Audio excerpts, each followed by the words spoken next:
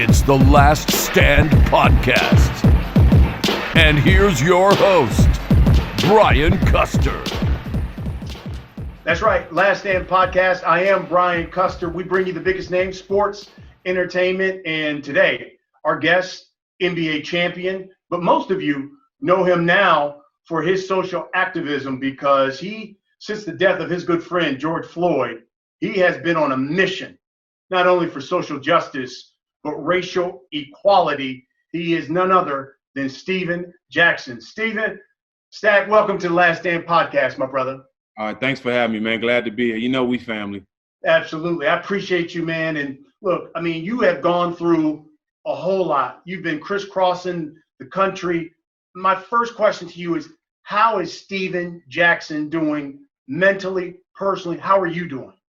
I honestly, I've been asked that question. I honestly don't know how I'm doing. So much been going on. A road that's fell in my lap when my brother was murdered, and a road that I've embraced. And 18 countries, 50 states later, people behind me protesting and fighting for equality and fighting for justice. So I don't know how I'm doing. I know I'm doing something. I'm fighting for something that's bigger than me, and I know I'm making everybody around me proud. So I'm just living with that, and I'm living off that. I know how I felt when I first saw that video of George Floyd's death and his murder. But you grew up with him. You called him your twin. Can you even put into words what it was like when you were shown the video by your daughter? Well, first I was sleeping with my daughter and my girlfriend's mom. We talk about police brutality all the time. She always send me videos. Well, she sent me the video while I was sleeping with my daughter. And I looked at it and I'm like, well, they didn't kill another black man, not even really paying attention. As I click out that message, I have like 50 messages. And there's one from my friend Mike D. And he's like, man, you see what they did your twin in Minnesota. And as soon as I read that, it instantly correlated with the message I just got from my mom and the video. And I just lost it. I got to screaming, throwing stuff. I scared the mess out of my daughter. And I was messed up for a good day, but I snapped out of it, and because I actually seen myself down there. We look so much alike. He's the closest person to me that I ever have on this earth to a twin, because we look that much alike. And we wasn't real brothers, we wasn't real twins, but we looked that much alike. And I saw myself down there being a black man. It could have easily been me. So I just wanted to use my voice and do what I can to help shed light and keep the attention on what happened to my brother, because so many times stuff like this happened to black men and it just gets swept under the rug. I know if I wouldn't have spoke up and if I wouldn't have stood out, this situation would have been totally different. We wouldn't be talking about George Floyd, so I'm glad I was able to use my voice. I'm glad my brother's name is going to be the name of change, and I'm fighting for that until I die. And, when we see it, I think as black men, you get so angry, but when it's somebody who is that close to you, can you put into words what that feeling like? Because, for me, I can see it, I can be angry, but there's a connection there. That's family. What is that like? And it's funny you say that, B, because I see a lot of people at these protests. I see a lot of people at the murals when I'm there crying and stuff like that. And I want people to understand that this is not a photo op for us. We really lost somebody. I lost the closest I can have to a twin, somebody that genuinely supported me without an ulterior motive. He was a guy that wanted to provide and protect for everybody, and he died being that. And what a lot of people don't know, B, is the day he got murdered, he had just went to 2 job interviews, and one of the ladies from the place where he went to had a job interview, she DM'd me and told me he had actually got the job. And as she said, if he came in there, it was a bad day. When he came in, he brightened up the whole office. And when they seen it was him, they was destroyed because he had got the job and he had changed the whole vibe around their office that day. So my brother was somebody who stood for the right thing, and he was trying to change his life. And I hate he had to die because he showed so much love, and he died from somebody who showed so much hate. I saw the video of you holding his 6-year-old daughter, Gianna, and I remember her saying, my daddy has changed the whole world. Do you think she has a full understanding of the magnitude of his death and what it's done to awaken this country? I don't think she does, because she's still distraught. She's still going through a lot. Till this day, we'll be talking and she'll have a conversation. She'll be like, Uncle Steve, is my daddy gonna be there? Like, so she still doesn't understand, man. That's what hurts so much. The whole world seen her daddy get murdered for no reason. And it's something she gonna have to deal with. So I know when a lot of people come around and want to take pictures and doing all this stuff, you got to realize that we really lost somebody. This is our real pain that we're showing, and that's why we're fighting so hard for justice. Since George Floyd's death, I mean, you have been crisscrossing the country, Jack. I've seen you everywhere. I know you're going to Flint to help them, the fight for clean water there. You've been in Kentucky calling for justice for Breonna Taylor, Minneapolis, obviously. Give us a sense of what let's say the last month has been for DeSean Jackson. It's been crazy, man. Protest after protest after protest, 7 to 10 interviews a day, with trying to find time for my kids and myself, and trying to find time to grieve. Like, people don't know, I've lost at least 7 close friends in the last year, real close friends, people that I grew up with, and Kobe and Floyd was back to back. So it's been a lot, and I'm just trying to lead by example. With this role I have, a lot of people gonna come at me in different ways. Nobody expected a ghetto kid from Port Arthur, Texas with no college degree to have the whole world following him and standing for love and standing for, for all races. Even with the stuff going on today with the DeSean Jackson stuff, people are coming at me from all type of different ways because they know I stand on the side of love. And there's so many people with hate that hate to see change happening. Change is actually starting to happen. So a lot of things are coming at different ways, but I'm embracing it all. I have a great support system. I have a great group of people that help me, to help educate me and understand a lot of things that's going on that I need to know going forward, because I don't know everything, B. Like I said, this was placed in my lap, and I'm leading off of love. I'm leading off doing what's right, and everybody might not understand it, but I'm embracing that, and I'm doing what I can for change. And who do you seek counsel from?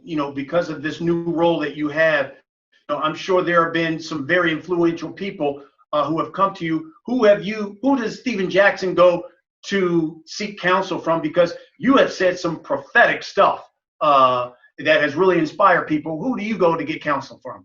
Well, one person is the Minister Farrakhan.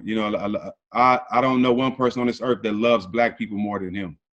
I haven't seen one person. He and one thing about him is a lot of people say a lot of things about him, but out of conversations we had, I've never heard the word hate one time.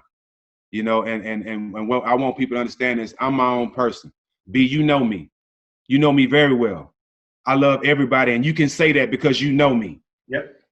But I understand that Farrakhan loves Black people more than anybody. So there's a lot of knowledge that he has about us that I need to get from him. But I also talk to other people. Just like you said, I got on live with a Jewish guy that I don't even know, just to get some understanding. Because a lot of things, especially as Black men, our words get twisted when you don't even hear it out of our mouth.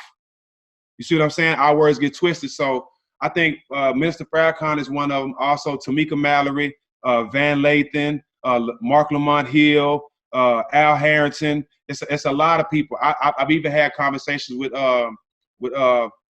Mahmoud Rauf. So I'm having conversations with a lot of people, and even some of my white friends who I'm real close to. Mark Cuban. It's a lot of people that I've talked to that I've gotten understanding from. Even Steve Kerr, he reached out. We had a conversation. Even the commissioner of the NBA reached out.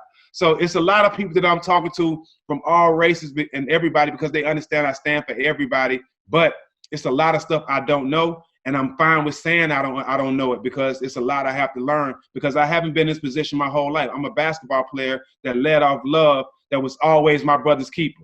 I almost lost my job twice in the NBA for defending my brother. So defending my earthly twin is nothing new. It's nothing new to me. But I'm just gonna continue to do what I got to do, and the people that don't understand me, eventually they will. And it's not my job to make them understand me. As you pointed out, you've always been a basketball player. even after you retired playing in the Big Three.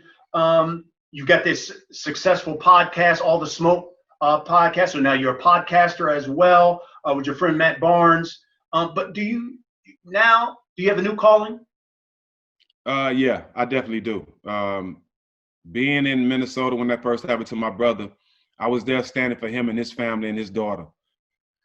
As I've been there, I've heard so many cases from mothers who lost their sons due to police violence that don't have a DeSean Jackson to speak up for them. They just stuck there to deal with their pain, crying with no other help. And some of these women, their sons were their only child. So I felt it's my duty to be their voice. I felt it's my duty to be selfless and stand for something bigger than me, you know, and I didn't ask for it. I know God, everything I've been through in my life, he's prepared me for this moment. That was a text I got for Bun B, because don't nobody know me better than Bun B. And it made me realize all the hardships, the ups and downs, me being the man at a young age and trying to, everything I've been through has prepared me for this moment. And I'm embracing it, and if I die trying to make change and make this place a better world, my purpose is this is my purpose way more than playing the game of basketball. I'm embracing it.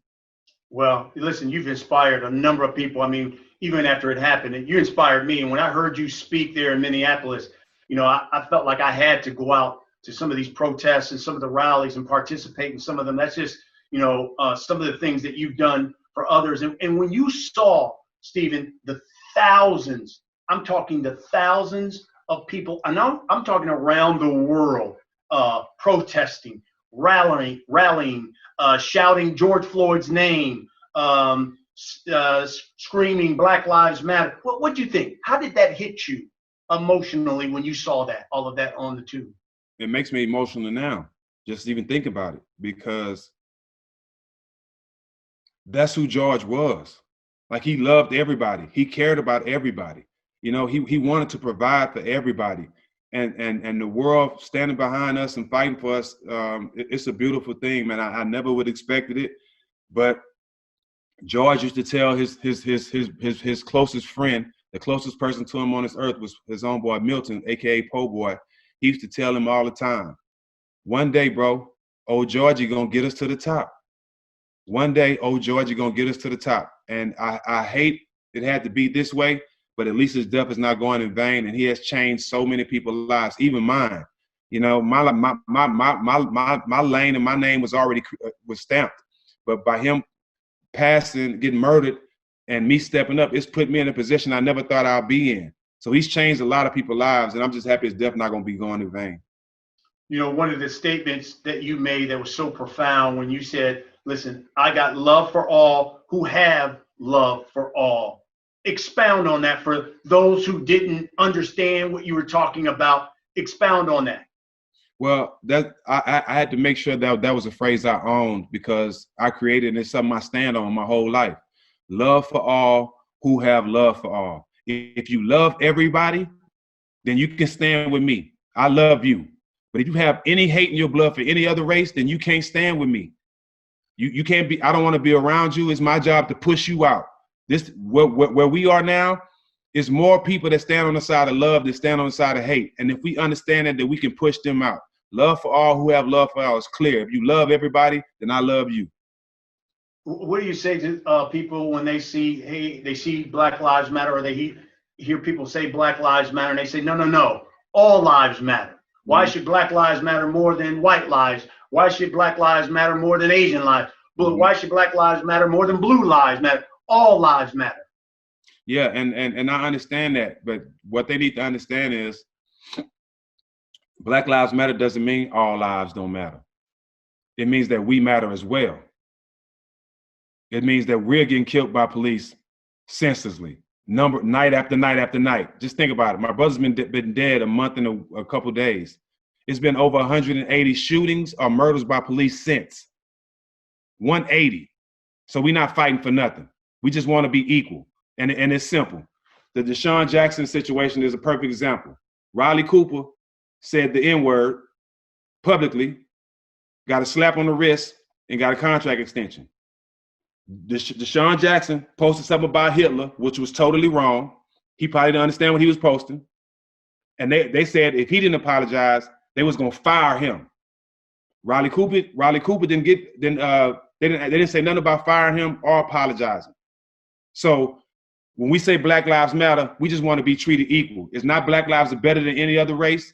We just want equality all the way across the board.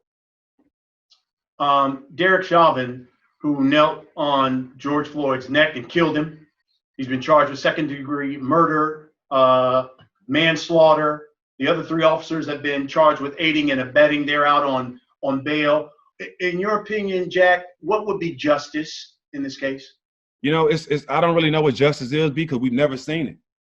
So I really don't know what justice is. But in my mind, justice is all those guys going to jail for the rest of their life. I think, for a perfect example, black men and even Browns, Spanish men, a traffic ticket, back child support. The whole task force is coming to our house, dragging us out the house, embarrassing us for our whole neighborhood to see, and making us walk the walk of shame. These guys murdered my brother for the world to see, but we didn't see any public arrest. We didn't see anything like that. You know what I mean? So justice to me is, I really don't know, because we've seen so many murders by police and nobody's in jail. Everybody's getting off with paid leave and stuff like that. So I don't know what justice is, but in my mind, those guys being in jail and getting charged for murder just as they would any other race. Let's go globally now. With all the protests, all of the rallies, we've seen the tearing down of some of these Confederate statues, things of that nature. What would you like to see to be the end result of everything? Statues don't mean nothing. That's all a smoke screen. Singing the Black National Anthem before the NFL games, that's all a smoke screen. All these people that run these organizations, that run these leagues, have the power to demand change now. And I mean laws and policies that need to be changed to force them to treat us as equals. And that's point blank. We don't need no song. We can sing that song by ourselves, lift every voice and sing. We can sing that by ourselves and know the words, instead of being at an arena with 20,000 people and half of them don't even know the words. I'm not falling for the smoke screen, B. Taking the statues down, that's only right. You ain't doing us no favor. We don't go look at those statues anyway. So you ain't doing us no favor. Get these laws and policies changed where we're not getting treated like animals and we getting treated like people all across the board. I posted something yesterday, B, and this is the facts that people don't like. NFL and NBA is damn near 80%, but the sports writers that are black is like 12%. Why is that? These are the facts, and this is why we fight for equality. We got 80% of NBA, but how many black owners we got? How many black coaches we got? It's not right. And it's not that we're not qualified. Experience is the best teacher. We're just not offered these jobs, and that's what we're fighting for. We're fighting for equality. It's not rocket science. They want to make it about this and about that, B. It's not rocket science. We treat everybody equal. We treat everybody the same, and we just want this. We want to be treated the same. We're not asking. That's the thing. That's what's bothering people. We're holding people accountable. You can't say you support me from a DM, but when you see me marching, you know we're around. You can't send me a text saying you love black people and you down with the cause, but when we get murdered in the streets and when we got to stand up, you know we're around. We're holding people accountable. It ain't being racist. It's just, if you love me and you love me being here, you love my race, then I expect you to stand for me, for love for all. And that's it. You can't support me from a distance. You have to stand with me now. And holding people accountable, B, is making people uncomfortable. But that's my intentions. You're right. And you must have been reading my mind, because my next question to you, as you were talking, I was going to ask you, what do you think about all of these networks, all of these companies that as soon as the death happened, they sent out all of these statements? We support Black Lives Matter. We support Black stories. What did you think about all of these companies and networks that sent out statements? Well, I mean, it's a smoke screen. I'm not falling for it. Listen, man. And then this is another thing, B. The first thing they say when we get to talking like this, well, y'all need to handle black on black. Y'all need to stop killing each other first. When we start having these conversations, well, I got an answer for them. Let us handle that, because we have the answer to that. When we become equal, and when y'all start spending these same money in our neighborhoods that y'all spend in these suburbs, in these nice neighborhoods, and our ghettos and our slums start to look like that, where we have money, we have a nice neighborhood, and we can build businesses, black business in our neighborhoods, where we can start circulating the money in our neighborhood. We don't have to kill each other and wrestle over a dime. the economics to change, then the killing to stop. So that's the answer for y'all. So we need y'all to help us get equality. We need help y'all to get these laws changed so we treat it as equal, and we'll take care of our own community. We'll take care of our own people. You know what I mean? And that's the answer to that.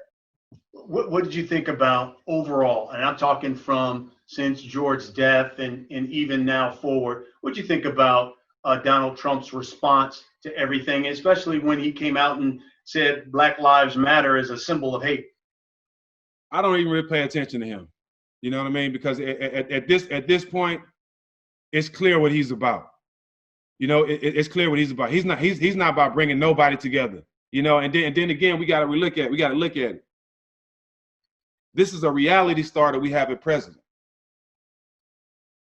People forget about that. He's a reality star that we have at president. So this is expected for him to be handling everything wrong, saying the wrong things, posting stuff on Twitter he shouldn't say, and just hate. And the best thing about him being president, well, he exploited all the races. He don't even know what he done. The best thing about him being president, he made all the races come out and they can't hide no more. So now we know who not with us. I thank you for that, Donald Trump. I thank you for that. I didn't expect you to lead us. I didn't expect you to take us to the promised land. I didn't expect nothing to change when he was in office. But I didn't expect you to exploit your own people. Thank you. Let's talk some hoop. Something that you've done all your life. Obviously, basketball's back. The NBA is back. They're in the bubble. They're in Orlando. If you were still playing right now in the league, nope. Would DeSean Jackson go to Orlando and be playing right now? No, not at all. I wouldn't have played. Actually, I got cut a month or two before the Donald Sterling stuff came out. And, you know, I made that song a video. That's why I never played. With all this going on, knowing that we have a chance to make change now, no way I would have played. I wouldn't even thought about it. Because this is what a lot of people don't know. Stack been doing his homework. The government owns Disney. Disney has a partnership with ESPN. ESPN has a partnership with the NBA. They play the games. It's all correlated to make money and take the tension off of the task at hand. I'm not the smartest person in the world, but I have common sense. And I know all those companies are tied into each other. If they were concerned about getting change, if they were concerned about the health of their players and not worrying about money and keeping the league going, then they wouldn't even be talking about bringing the season back. But they can care less about the players' health. They can care less about anything but making money and getting these games back on ESPN. And that's the harsh truth. League has come to an agreement where they're going to let players have that social justice statement on their jerseys. You know, you've talked about the commissioner certainly been vocal. You've talked about how he's contacted you. Mark Cuban of the Mavericks seems like he's the only NBA governor, though, who has spoken out and put his money into some social justice programs. What does that say about the league when you've just had one governor who's really spoken out about it?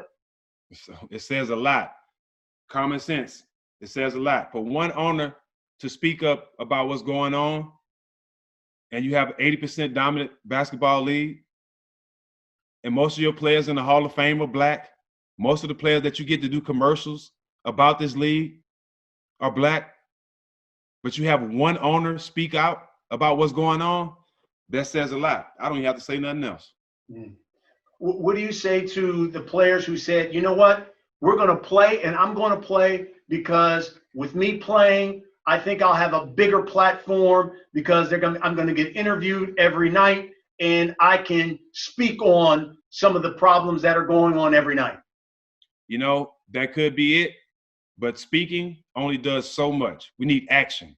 And then again, Black Lives Matter can be on the court. They can do the PSAs, commercials at halftime. But when they get interviewed, it's still a small arrow, a small little square of what they can say. They can't say what they want to say. You know what I'm saying? It's still scripted to some type of way. They can't be passionate and really say how they feel doing these interviews in the middle of a game. So trust me, everything is going to be watered down. When they interview me, I ain't biting my tongue. I'm saying how I really feel, and I'm standing up wherever I'm at. Halftime of the NBA game, you can't do that. So they still have a little leash on them. Kelly Loeffler, who was co-owner of the Atlanta Dream, wrote the commissioner there, the WNBA, said she did not want Black Lives Matter on the ladies' jerseys. She wanted the American flag on there. Certainly have gotten a lot of brushback. What about you? If you were still playing and your owner did something like that, how would you handle that? I would lose it, because you want us to put something on the flag that stands for one nation under God. We're not one nation under God. We ain't never been. We've never been standing together. We've been getting treated like this for 400 plus years. You want us to represent something that treats us like shit? It don't work like that. It don't work like that. And that shows how uneducated and how naive she is to what's going on today. Not what went on 50 years ago, not what went on 200, 300 years ago. We talk about what's going on today. And if you're naive to what's going on today, that say a lot about you. Yeah. Is there a white athlete who is, let's say he is so high profile that he could take this movement to an even bigger level if he came out, fully embraced the movement, and talked publicly all the time about his movement and urged his people to do the same thing? Is there a white athlete who could really help this movement? And if so, who would it be? If I had to pick white athlete, it would be two that I would pick. I would pick Tom Brady, and I will also pick Mike Miller. Let me tell you why I picked Mike Miller. I've never played with Mike Miller, but his whole NBA career, he was a guy that you knew, seen both sides. He was a guy that came into the NBA with the respect of black people, and he carried himself like a black guy, but he knew he was white, and he didn't try to be black. You know what I'm saying? That's the type of people, the allies we need. They're comfortable with being white. They know they white, but understand us. You know what I'm saying? So if I had to pick two guys that I knew that gonna stand with me the right way and not undercut me or not be talking about me when they with their people, it would definitely be Mike Miller. And I don't know Tom Brady like that, but Mike Miller, I'm just speaking on Tom Brady because he's the GOAT right now. But Mike Miller is a guy that I know that can stand on the side of me and fight for equality just as much as I am. We have talked about basketball being back, so let's talk some basketball really quick here. In your opinion, best team in the East, best team in the West? Best team in the East, I'm still going Boston. I like Boston. But I got Miami sneaking up on somebody in the playoffs. But on the West, I got LA. I don't see nobody. I've never seen the dynamic of LeBron and a player like Anthony Davis. If they can stay healthy, I think they can pull it off. But I don't really see nobody beating them in a 7-game series. And not the Milwaukee Bucks, huh? Not the Milwaukee Bucks. I don't think they added a lot of big men, and they needed more shooters. I just don't see Greek Freak getting to the championship out of the East with that team. I honestly see Greek leaving. Who you got winning it all? I got the Lakers. Like I said, the LeBron and AD. LeBron has never had a player with the caliber of AD. He had Kyrie, but that was a guard. He never had Tim Duncan on steroids. And that's basically what AD is. You know, Tim Duncan can shoot threes. AD shoot threes. He can do all this type of stuff, and he's athletic. LeBron has never had a player like Anthony Davis, so it's going to be hard to see somebody stop both of them in the 7-game series. You know, you've heard a number of players, whether it's Dame Lillard and some other veterans, say, my concern is some of my fellow players, especially the young guys, he said, you know, they don't listen to rules when we're in regular season. Now you're expecting them to stay quarantined in a bubble and not venture out. How much of a concern do you think that is? That's going to be a big problem, man. Listen, you can't tell half these people what to do when you have a rule book and they don't follow the rules, let alone be in Orlando where they're in a bubble and they feel boxed in. I just don't see that working, man. I think more and more people are going to get sick because I don't know, a lot of people ain't being honest with themselves, you know, and then you got to think too. Now with the NBA coming back, a lot of these guys, everybody's in shape, everybody's coming back, everybody's feeling like they're their best and they're starting the season off. But what a lot of people don't know is this when injuries happen, when you have layoffs and you're just thrown back into the fire. So a lot of things are going to be different with this league this year. I just wish they didn't come back and help. Because let me tell you this, B, and tell me if I'm wrong. LeBron James has the power. I love LeBron. He's the greatest athlete of all time to me. Not the greatest basketball player. Jordan is, but he's the greatest athlete of all time for many reasons. If he stood up and said, look, NBA, we need these 5 laws and these 5 policies changed right now for equality, or we're not playing. It's done. And the season will continue after that because they'll do it so fast they don't miss no games. That's just how I wish people would look at stuff when they have that much power. You know what I mean? And that's just how I look at things, because I know me, if I was in that situation, that's what I would have done. Before we get to listener questions, I want to talk about one of our podcast partners, the all-natural B1 patch. And listen, I use it as well. All you got to do is stick it on, peel it, stick, and just in a few minutes, you feel the B1 vitamin, the thiamine. It boosts your immunity, immune system, gives you focus, gives you energy. If you're into working out like myself, it's going to help you recover a lot better. Buy the B1 patch. All you got to do is go to buyb1.com. And when you do, use the promo code BC3 and you get a discount on your order. If you want to boost your immune system, if you want to have some energy, have focus, and help your workouts, get the all natural. It's natural B1 patch. Use the promo code BC3. We always ask people who listen and watch the podcast to send some questions. We got a number of them for you, so I'll just get right to them here for you, Stephen. First one comes from Bo on Facebook. He says, your cat says faith. Who or what do you have faith in? I have faith in God. I have a faith in myself. And that's where it stops. I have faith in God. I have faith in myself. I really don't put too much faith in any other people because people will let you down. They have let you down. God has never let me down. I've let myself down, but I have faith in myself, but no other faith in God. Vince from Facebook says, how has your transition from player to media personality affected your relationships? It hasn't, because I'm the same guy. The same stuff I say on TV, I say off camera. So I haven't compromised nothing, man. I'm being me at all times. I think it was a blessing to be able to do commentating and be in the media side after basketball, because I'm very intelligent on the game of basketball. I have a high basketball IQ. And a lot of stuff I speak is from the heart. I wear my emotions on my sleeve, and I love everybody. So this is something that was meant for me. From Twitter, Jeff from Twitter says, what do you think of Ice Cube's contract with Black America?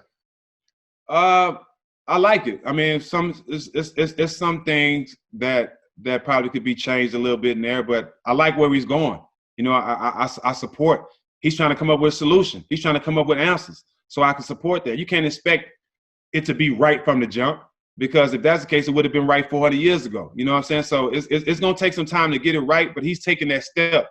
You know what I'm saying? He's leading and taking that step to try to get change. So I wouldn't say everything is right on there, but it's a great start, and I support him. Jonathan from Twitter, and you've kind of already addressed this, but here we go. Jonathan says, why do you support DeSean Jackson's anti-Semitic post if you have love for all? Well, I do have love for all, and I didn't support the post as far as Hitler and him supporting Hitler. I don't support Hitler. I don't know nothing about Hitler. And I could give a fuck about Hitler. All I know, he was a cruel guy. I don't stand for that, and I don't support it.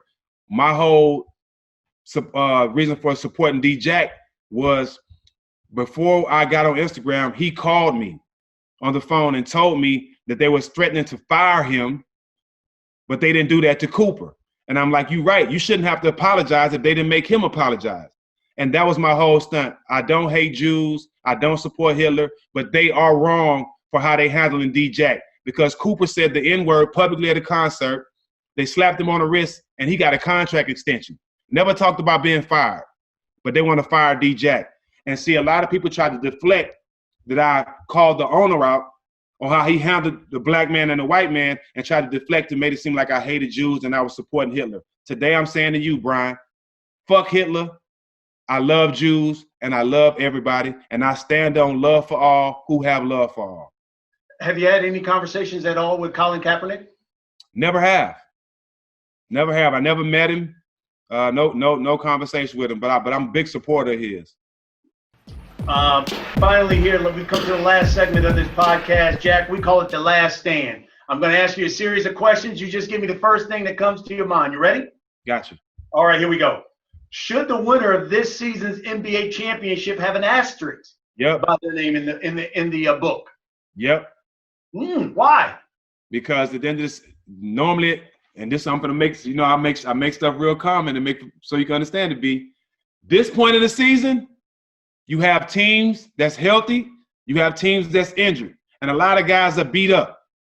So that's part of the 82 game season. You have to take care of your body and be healthy and deal with the ups and downs of the game and play in the postseason where you still can deal with all that. Some people can't go through the whole season, 82 games, and still play well in the playoffs. So the reason why I say it's an asterisk, because you're taking away from those guys who really care about the game, who really take care of themselves, who really are great because they can play 82 games, be beat up, and still perform in the playoffs. Now you got everybody healthy, so anybody can win it. Anybody can win it. So it's an asterisk to me, because being able to play 82 games, going through the beating and bruising that you take, getting hurt, playing through injuries, and still win a championship, that means more to me because I've done it. I want you to think about this next question very carefully. Yes. Jack, give me the longest period of time that you have gone without smoking some weed. Ooh. I knew I was going to get you on that one. Oh, my God. The longest period of time I've went without smoking weed, probably a month or two. Okay. And that's been since I was 11 and 12. and probably I've been smoking since I was 11 and 12, and probably the only time I had to stop was when I was in the NBA and I was in a drug program and I had to take a test to get clean. That's probably the only time I stopped. Wow. And even when you were in the NBA, you had to take those tests. Do you get them in the season? Do y'all know when they're coming? Do you have to stop? Yeah. We had randoms. You know, at the beginning of my career, it was one drug test. Then it got to 4 drug tests, random. And you got to find ways to beat the system, man. You got to find ways to beat the system. Because of me, I wouldn't have made it 14 years if I didn't smoke. Okay. When the Malice in the Palace happened, and before you got suspended and fined, there was so much talk about you and Ron Artest just being bad guys. Did you think when you were at your crib alone, man, my career may be over? No, I did because we know at that time, we couldn't control the narrative. You know, we had no say so. We didn't have no shows. We didn't have the boardroom. Yeah, we didn't have social media. We didn't have none of that. So if I had social media, it would have been different because I could have highlighted how 2 beers were thrown in Ron's face. And that's assault. Both of those, and that should be assault on both of those guys. So it should have been self-defense for us. But I definitely thought my job was over because we did something that had never been done. We fought fans, but we were assaulted. You know what I mean? But nobody looked at that because we were young, rich black men playing in the NBA. Y'all supposed to be bigger than that. Yeah. But when I got home and I realized what we have done, I definitely thought I didn't have a job no more, and I was definitely worried. No question about it. Whose point of view did you respect more? Kyrie, who tried to organize a group of guys to not play and to focus their attention here on social justice, or LeBron, who said, "Hey, we're going to play," and organized a group of guys and said, "Look, we're going to get out the vote type campaign, and we're going to do it that way." Whose point of view did you respect more? Kyrie. I talk to Kyrie all the time. I've talked to Kyrie for the last 4 years, at least probably once or twice a week. That's my little brother. We talk all the time. And he understands this moment. He understands that the game is going to be there. But getting change and getting equality, how long are we going to continue to fight for it? How long are we going to continue to ask for it? And he knows that being professional athletes in the NBA, they have the platform to force change. And he understood not playing would have forced them to make some steps to force change right now. So I'm always supporting my brother. I'm always down with him, and I know his passion. He don't nobody love playing basketball more than Kyrie, but he understands this moment and how we need change right now. So I definitely respect him for that. Last but not least, most racist city that players in the NBA hate going into that arena and going to play. Well, let me tell you this, and you know me. I've always been the person to admit when I'm wrong. My whole career, Utah was the worst place, the most racist place to play at, right? And I've always spoke about that. When I played in the playoffs against Utah, I was shooting a free throw, and the guy had a life-size cardboard cutout of me in the jail uniform. Like the movie Life, I had on one of those black and white jail uniforms, right? Under the goal. The NBA didn't say nothing about it. Nothing, right? But and they were saying all kind of racial stuff. But me, at the end of the game, I embraced the guy, and I went and signed it for him and all that. Last year or two, the guy reached out to me. And I was supposed to go back to a game and sit with him, but I never did. But I ended up going back to Utah for the Big Three. I actually got a chance to talk to some people because they saw me saying that Utah was a racist place, and I got a chance to move around in the city with people just because of that. I take that back with saying Utah was one of the racist places I played at because those people were just at the game. I actually didn't know the people of Utah. They showed me a great time. They treated me like a king when I was there. So even though in my career, Utah was one of those places where I thought was real racist, I take that back, and I would not put that on them no more. You know, they showed me a lot of love, and much love to Utah. Well, let me just say this. Much love to you. I'm so proud of you, my brother. I love you dearly. And I just appreciate, man, that you're doing this for me. Man, B, it's long overdue. I'm sorry it took so long. You know I love you too, man. We got a real relationship, man. And the respect that I have for you, you are one of my mentors, like these other guys that I look up to in this business. So thank you for all you've done, and thanks for embracing me and allowing me to be your brother. Absolutely. There it is. That's what we do here on the Last Stand podcast. We bring you some of the biggest names in sports and entertainment, like the one and only DeSean Jackson. Steven, best to you in your endeavors. Continue to lead, because you definitely have a calling. And folks, thanks for listening and watching the Last Stand podcast. Make sure you subscribe to us on our YouTube channel and continue to listen and subscribe, because we're streaming on all platforms that stream podcasts. We'll see you next week.